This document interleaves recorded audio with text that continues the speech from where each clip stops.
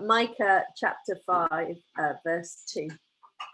But you, Bethlehem, Ephrathah, though you are small among the clans of Judah, out of you will come for me one who will be ruler over Israel, whose origins are from old, from ancient times.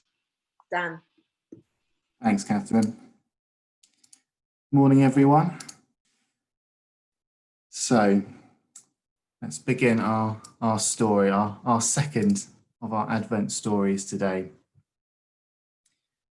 On the 24th of December, 1865, the American clergyman Phillips Brooks found himself at the Christmas Eve service at the Church of the Nativity in Bethlehem. And Brooks had travelled to the Holy Land earlier that year to visit some of the holy places in that region, at the time part of the Ottoman Empire.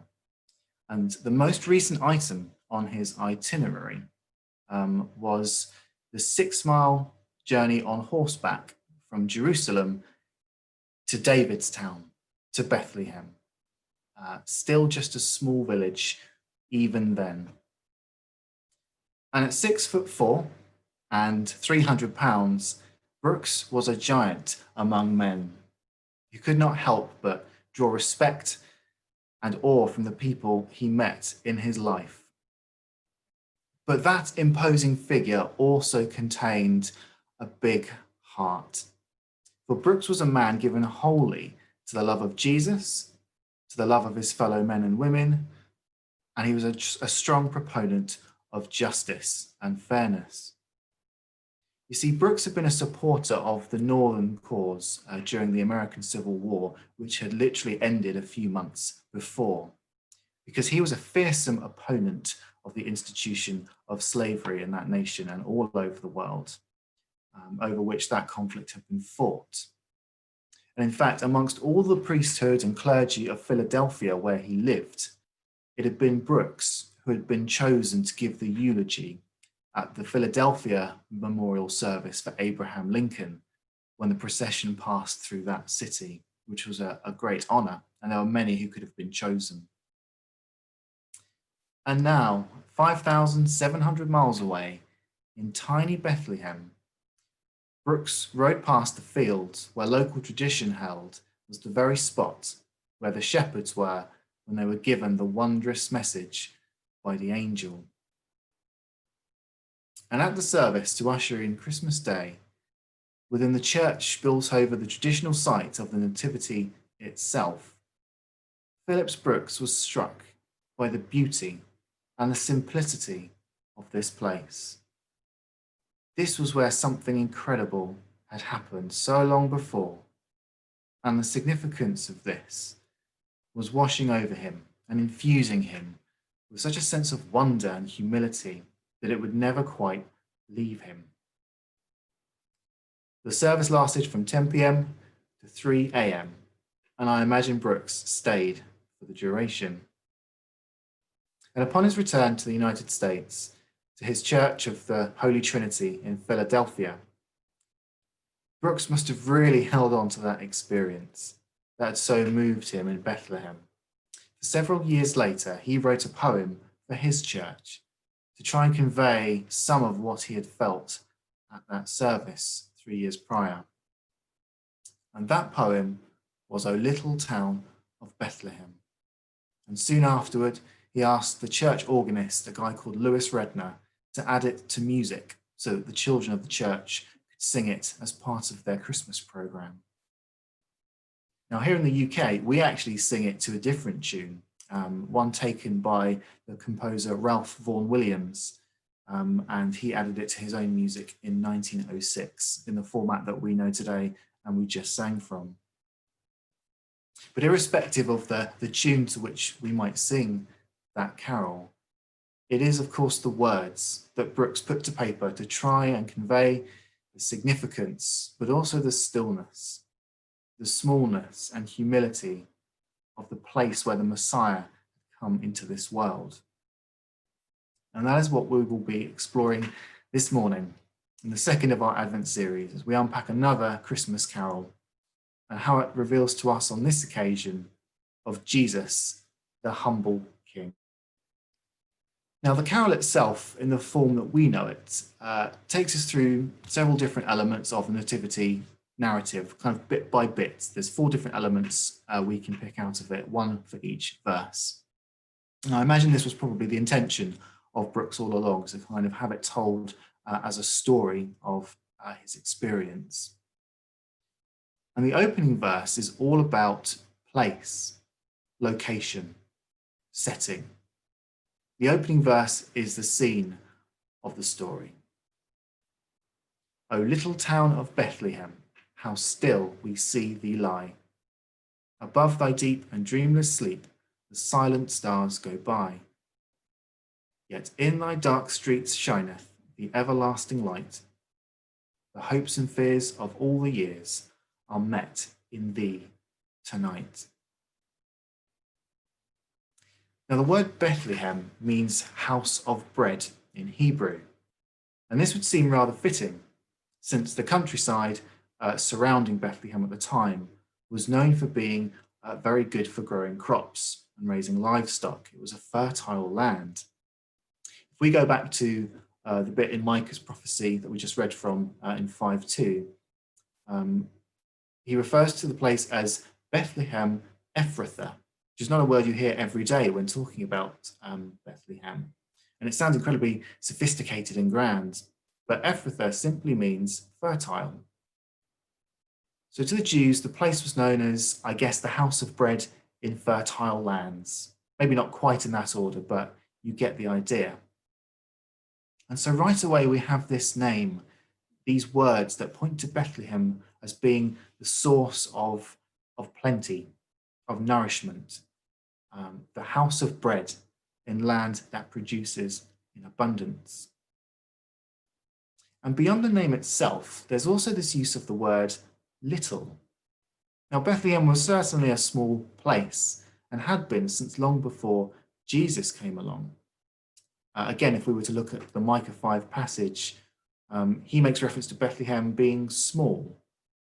And a more accurate translation of this from the original Hebrew might be insignificant, not anything to take much notice of, just one tiny town among thousands lying in the shadow of Jerusalem.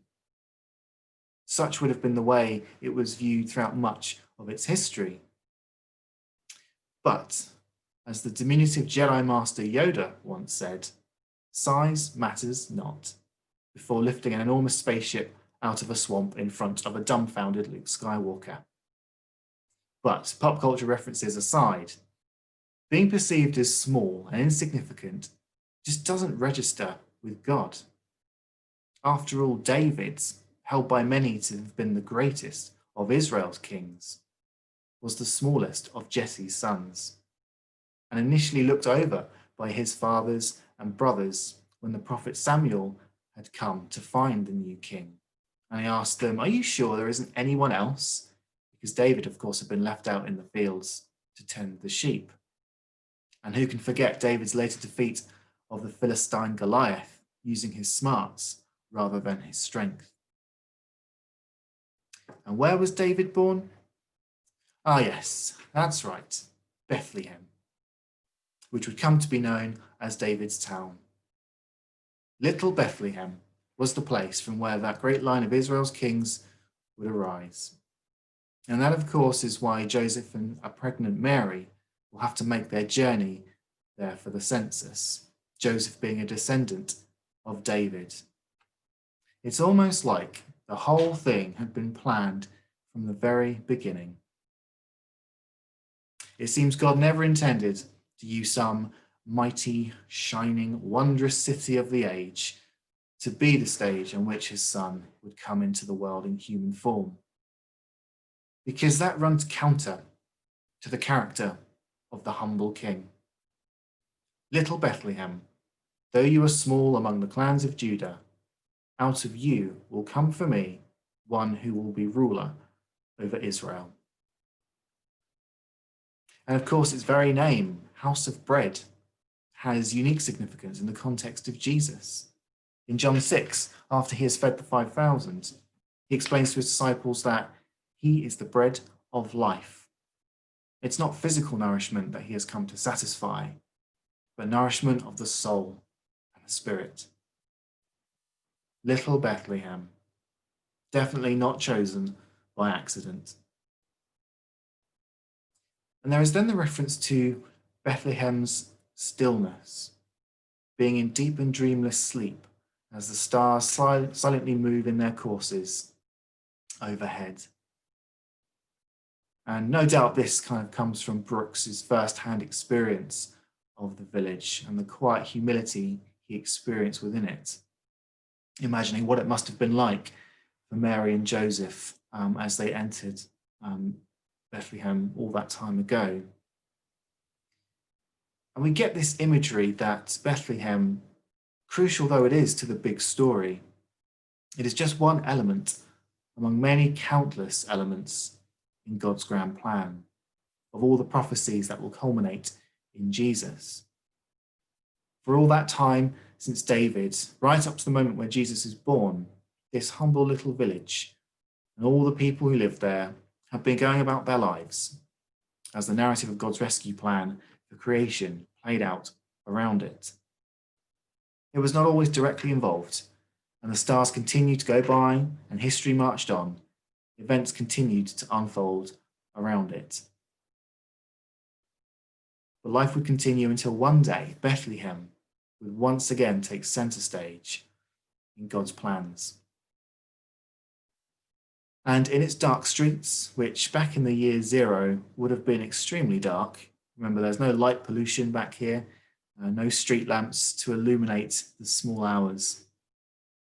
Out of that darkness, both physically filling those streets, but also spiritually holding humanity apart from God because of its sin, this brilliant, eternal light is about to shine in the form of a baby boy.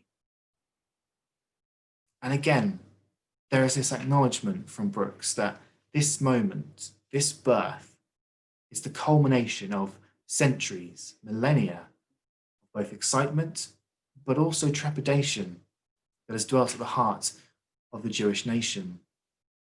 The hopes and fears of all the years.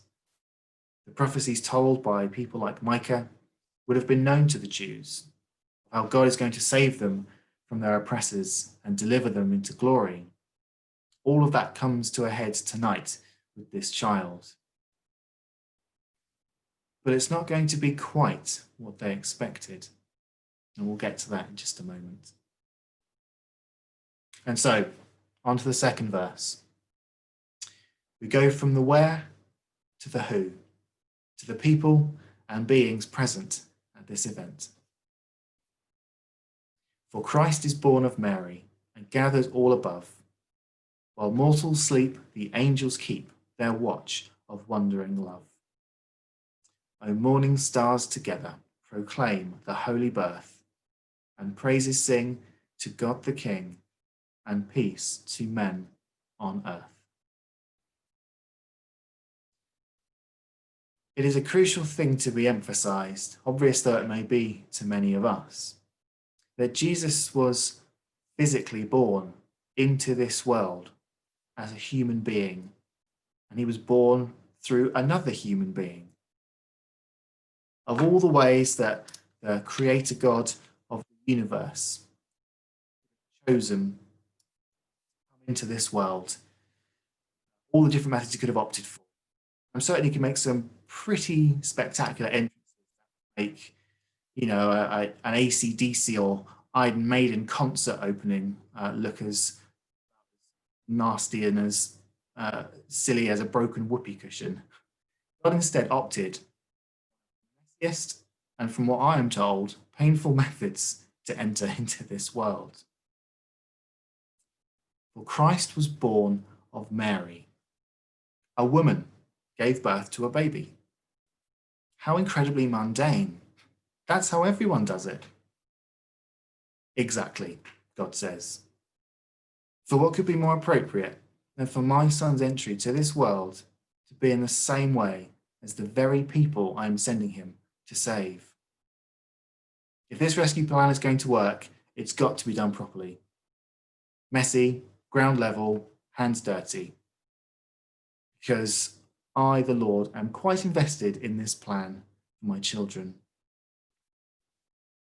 And by the way, ask any parent what they felt when they first held their son or daughter in their arms, and ask them whether they thought he or she was not the most wonderful, beautiful, spellbinding little person they had ever seen in their life.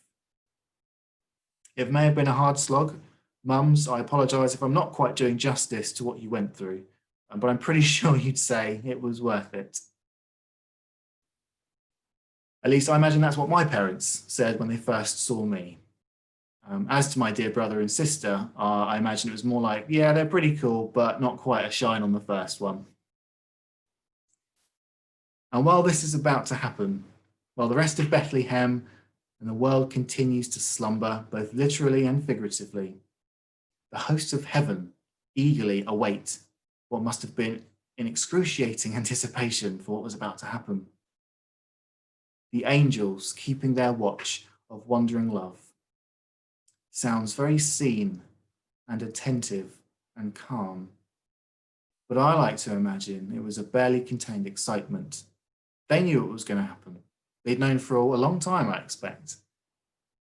And they were just wanted to shake all living things awake so that all could bear witness to the event. And then the moment itself. O morning stars together proclaim the holy birth. Creation itself, the very stars in the sky, are there to bear witness and speak of the majesty of God the King, now come to earth and sing praises to him.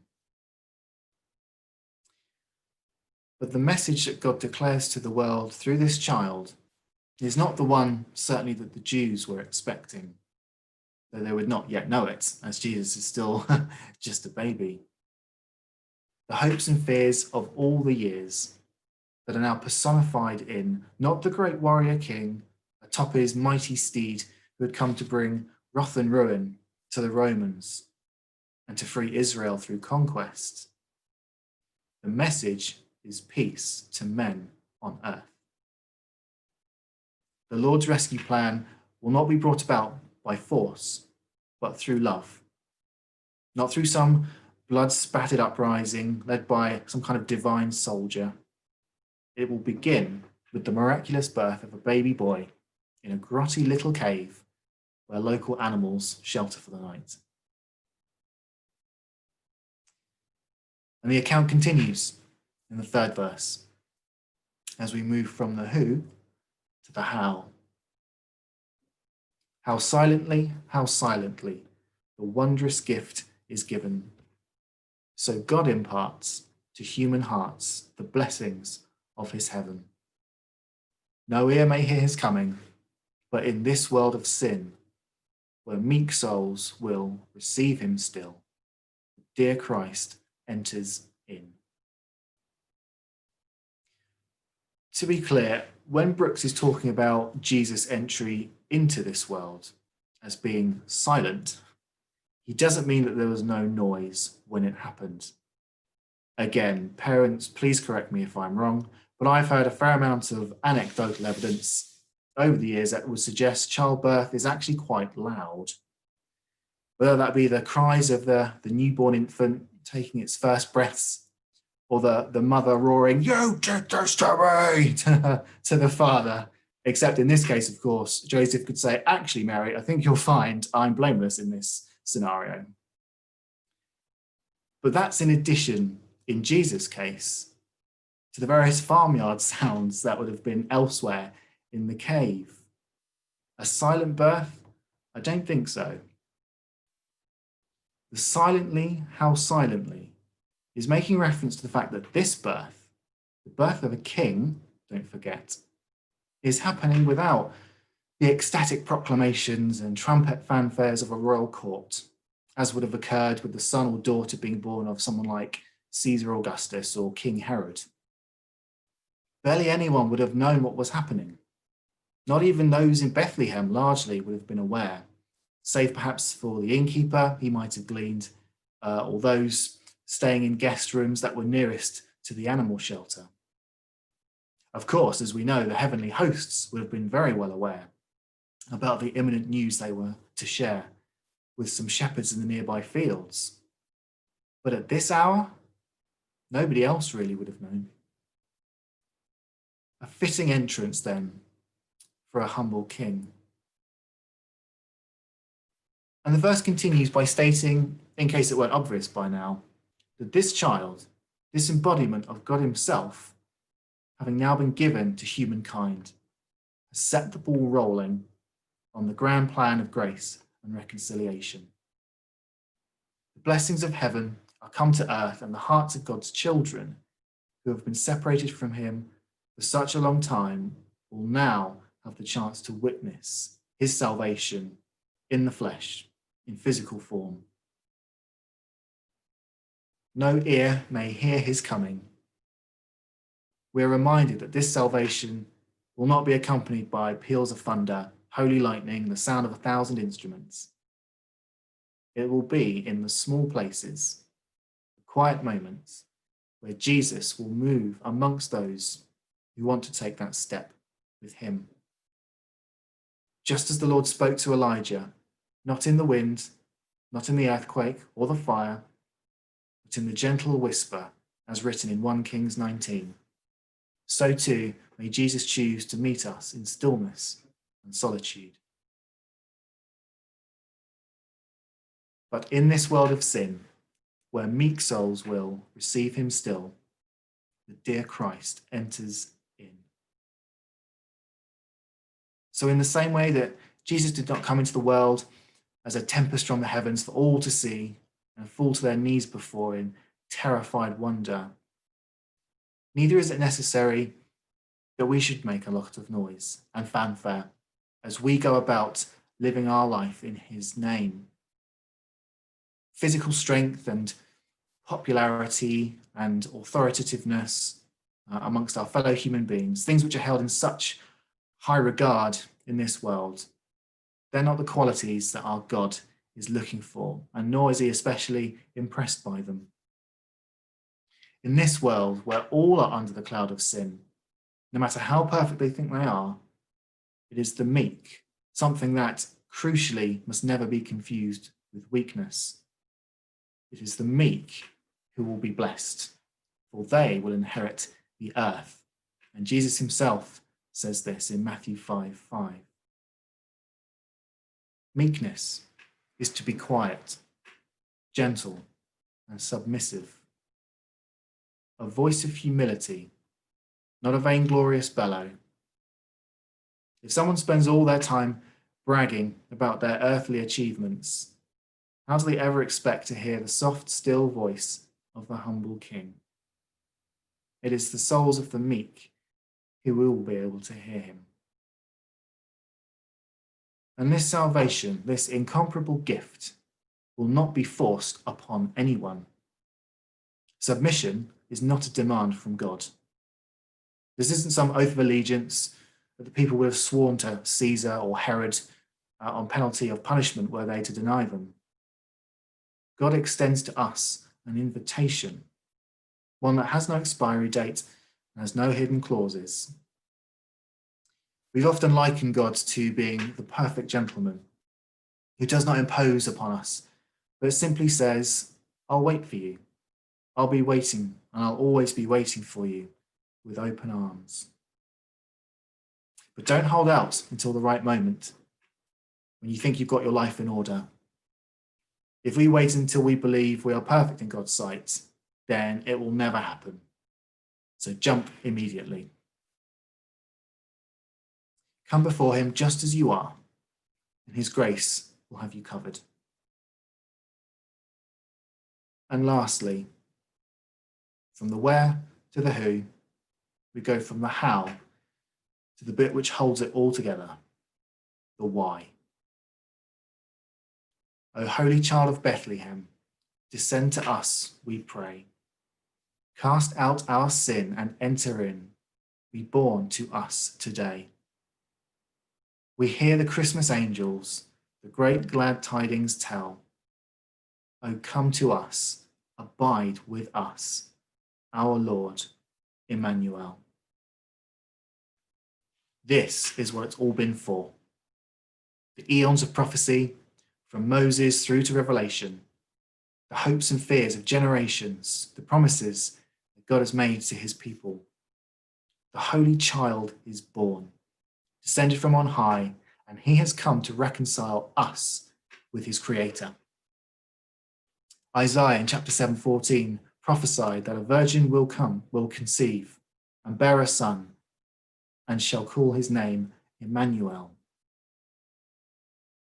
Jesus is born to the world in the same way as we all were, taking on human form so that God might walk amongst his children, literally be amongst us. Emmanuel, of course, means God with us.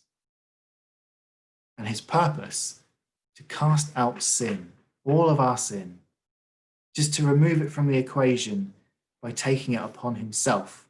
And in so doing, that great chasm of separation is finally bridged and will be forevermore.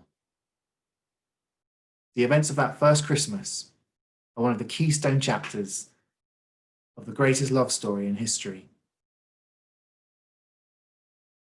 And although this birth happens without fanfare, no one really taking much notice on the ground, there are a few people who are very much involved.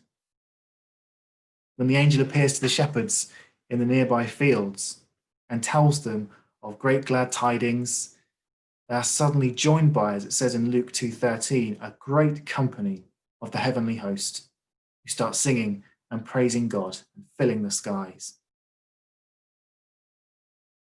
And I've often wondered whether anyone else in Bethlehem, apart from the shepherds, saw or heard any of this. My guess would be, given it's meant to be fairly low key in nature, probably not. And what amuses me about this element of the narrative is that although Jesus' coming will be silent from the world's perspective, the denizens of heaven are not going to keep quiet about it.